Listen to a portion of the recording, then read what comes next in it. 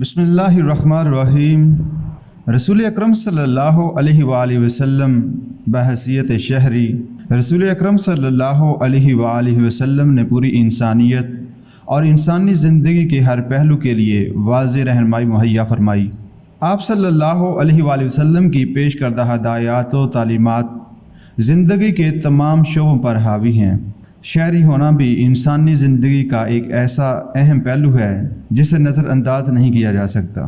آنحضرت صلی اللہ علیہ وآلہ وسلم نے آج سے 1400 سال پہلے قولی اور عملی طور پر ایک اچھے شہری کے اوصاف، اس کے حقوق اور شہریت کی اعلیٰ قدروں کو پوری وضاحت کے ساتھ دنیا کے سامنے پیش فرمایا کہ زمانہ کی مادی ترقی، علمی و فنی عروج اور علماء کی نئی نئی تحقیقات کے باوجود یہ بات ماننے کے بغیر چارہ نہیں کہ جس چیز کو آنحضرت صلی اللہ علیہ وآلہ وسلم نے آج سے 1400 سال پہلے خوب قرار دیا اسے آج تک ناخوب ثابت نہ کیا جا سکا، اور جسے آپ صلی اللہ علیہ وآلہ وسلم نے ناخوب گردانا اسے خوب قرار نہ دیا جا سکا۔ آپ صلی اللہ علیہ وآلہ وسلم کی حقانیت، کاملیت اور جامعیت کی یہ کس قدر عظیم دلیل ہے کہ انسانی زندگی کے ہر شعبے سے متعلق آپ صلی اللہ علیہ وآلہ وسلم کی بات حرف آخر ثابت ہوئی۔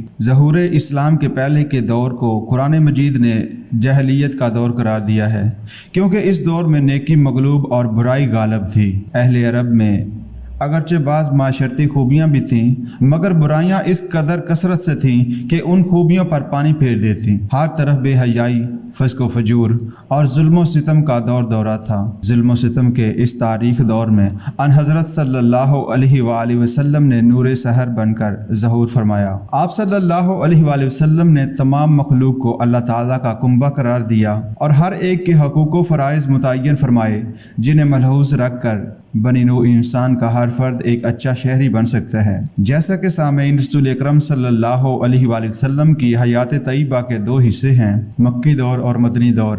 آپ صلی اللہ علیہ وآلہ وسلم نے اپنی زندگی کا مکی دور ایک عام مگر معزز ترین شہری کی حیثیت سے گزارا اور مدنی دور ایک اسلامی ریاست کے اول شہری کی حیثیت سے بسر کیا۔